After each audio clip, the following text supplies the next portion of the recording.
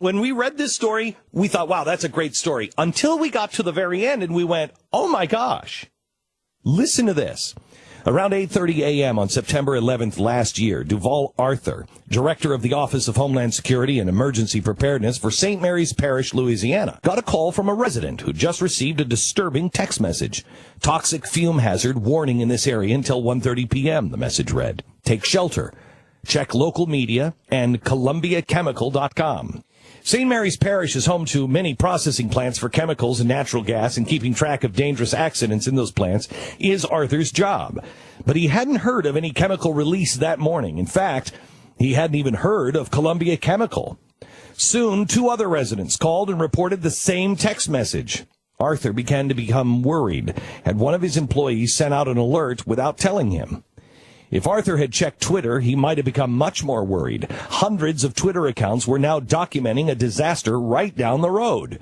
Powerful explosion heard from miles away. Happened at chemical plant in Centerville, Louisiana. Hashtag Columbia Chemicals. A man named John Merritt tweeted that one. The hashtag Columbia Chemicals was full of eyewitness accounts of the horror in Centerville.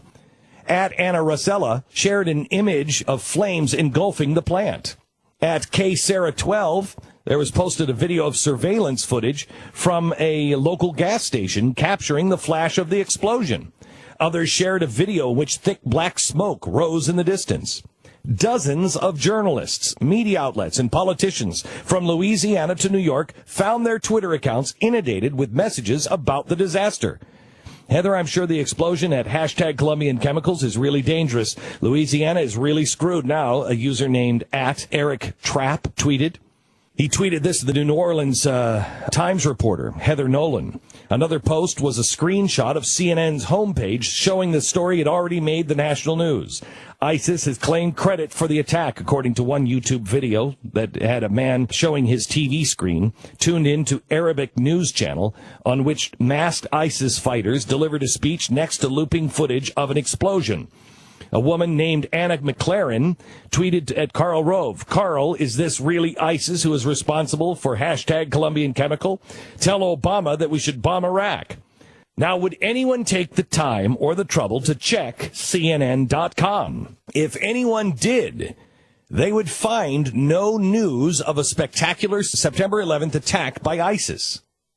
All of the screenshots were faked. All of the videos were faked. All of the Twitter posts were faked. Back to St. Mary's Parish, Duval Arthur quickly made a few calls and found that none of his employees had sent the alert. He called Columbian Chemicals, which reported no problems at their plant.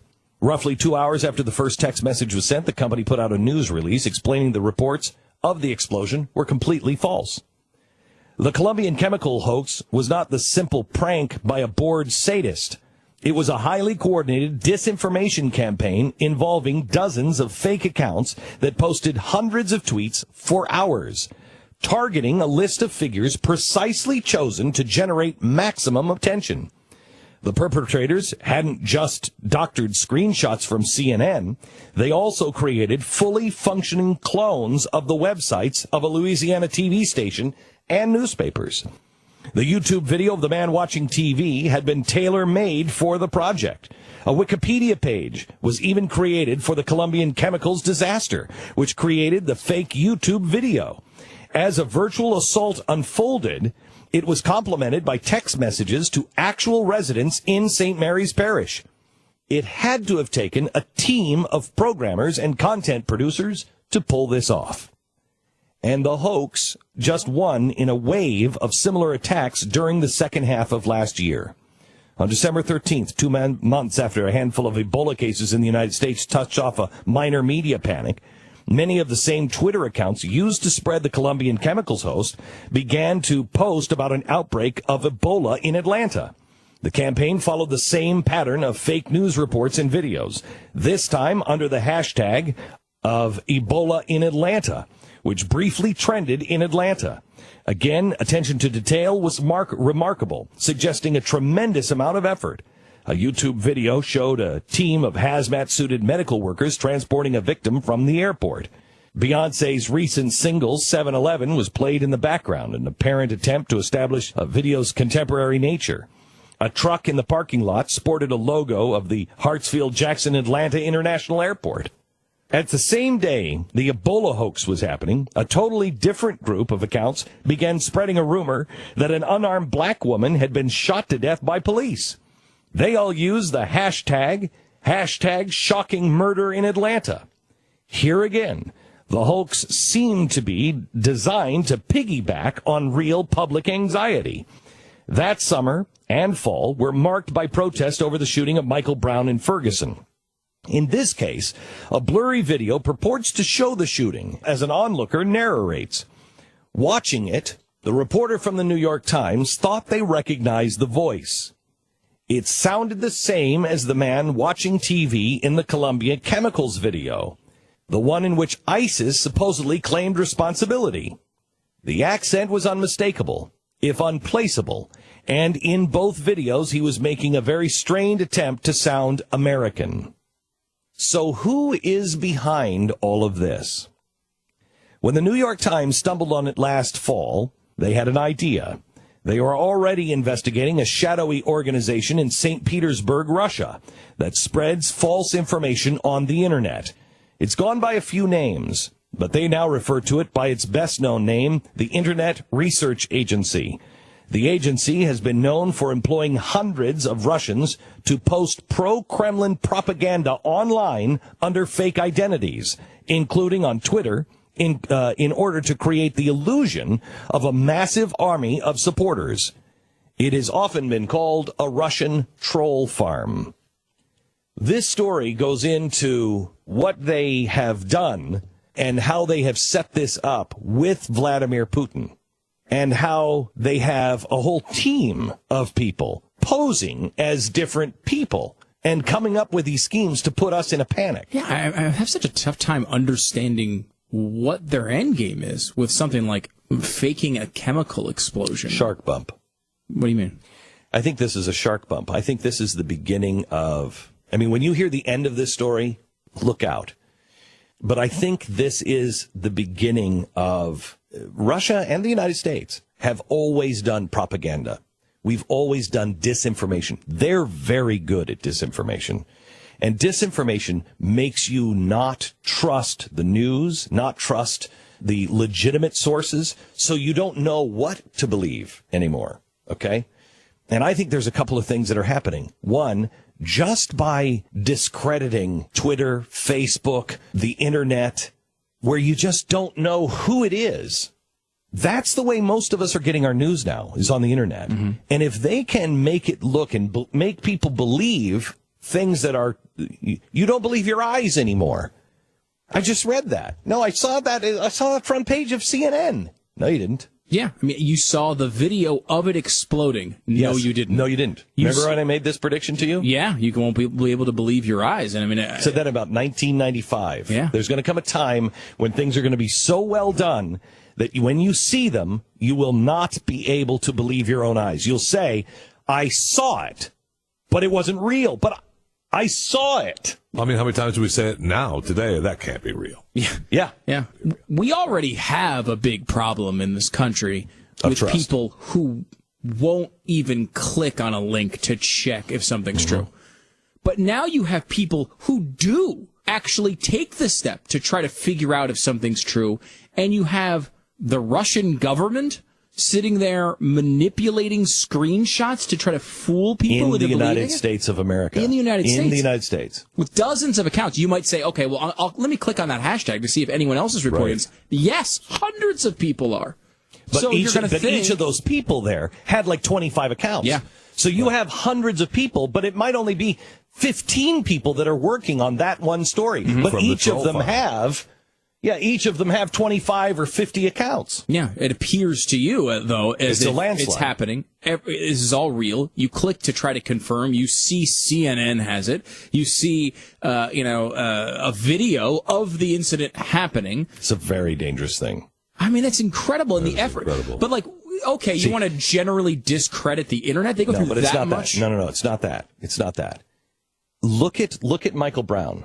Okay? Michael Brown, that whole shooting, That's not what it turned out to be. Hands up, don't shoot. It doesn't matter. Right. If you can create things like a shooting in Atlanta, then they say there was no shooting in Atlanta. They're covering it up. You're just sowing the seeds of distrust. So I think you're doing a couple of things. I think it's a disinformation campaign to make us not believe. You just don't know what to believe anymore. It just undermines credibility. It undermines faith in one another and what you can trust and what you can't trust. And who. And the second thing it does is I think it's a shark bump on how far can I push this? Can I create stories that become true that are not true? You know what I mean? Mm-hmm. To push remember, what did we do after the Soviet Union, when the Soviet Union started to fall? I know because I have a friend who literally, see if I can tell this story. You don't know this friend, so I think I can. Who literally was dropped off in one of those high altitude things, where you're dropping off and you're just thrown out of an airplane, high altitude, and you've got the mask on. And he landed on the top of a mountain in Russia. He had stuff that he had to pick up. He went and he skied down the mountain. Is and there was another James Bond. I swear to you, this is true. Yes, they are. They are. He's retired now, so he could say this. He skied down. Another guy skied down, and they went to this village, this area in Russia, towards the end of the Soviet Empire, and they had built and collected this electronic internet, or this electronic system, to where they could shut down any communication in the area. They could do whatever it is they needed to. They could shut down all of the electricity in the area. That's what we've done. When the Soviet Union was about to fall, we went and pushed them. We did the same thing. We pushed them. This is what Vladimir Putin is doing. He is infiltrating our home life and pushing. Yeah, I mean, the shooting in Atlanta is a great example of that. People are already on edge for shootings. Maybe you can start a riot in the town. That's why I'm saying this is a shark bump. This is early now. When you give us another year of this kind of atmosphere, you ratchet it up with political. Remember, the shootings started in the 1960s. The political shootings started during the campaigns. Okay, it was the campaigns where people started to lose their lives. And that's the only piece of the 1960s we haven't done. Once, God forbid, anything like that happens, you can escalate this country so fast. And then you have the outside, you have the Russians doing something like this. Nobody's going to believe it. It'll be too late. You'll burn a city down. Yeah, you won't stop it. I haven't read this whole story, but there was another shooting story in this same vein. It wasn't in Atlanta, that they came out and said there was no shooting in the alley. Okay, so now here's the end of the story. And you're thinking, what? What? Mm-hmm. Yeah. Here's the end of the story. The New York Times has verified that it is Vladimir Putin. It is called the Internet Research Agency, and this is exactly what they do. They went and they found one of the former people, right? Yeah, I mean, the story's amazing, and the reporter did a great job, really, going to Russia, all sorts of sources. And one of the things they did was they tracked down, there was a leak of documents from this agency that's manipulating social media. And this kind of leaked out. They were able to look at these leaked emails and find one of the people who used to work for this agency and try to get in touch with her. And I think that's the part you're looking for. And here's what happened. The Russian journalist and activist that we spoke with says the internet is no longer a natural medium for political opposition. The myth is that the internet is controlled by the opposition, and it is very, very old. They go on to talk to her about who are you doing this with and what, her work days. What was happening. I found through the anonymous international leak, which included emails that she had sent to her bosses, reporting on the pro-Putin comments that she left on sites like theblaze.com. Now, I will tell you that some of these things, I think I've seen one of these. because I've read some of the comments and I'll see something that seems very pro-American. And here's what they do. They put a big flag up and they say, I love this America. America's the greatest and everything else. And then they put a really either pro-Putin or very anti-Barack Obama thing that just doesn't seem right. I think I've seen them. I mean, they quote a bunch of these types of comments throughout the article and then say that Vladimir Putin's agency this is the New York Times saying this, yes, was posting comments on the Blaze. Bizarre. Unbelievable. So don't tell me you're not important. Just pay attention to what's happening.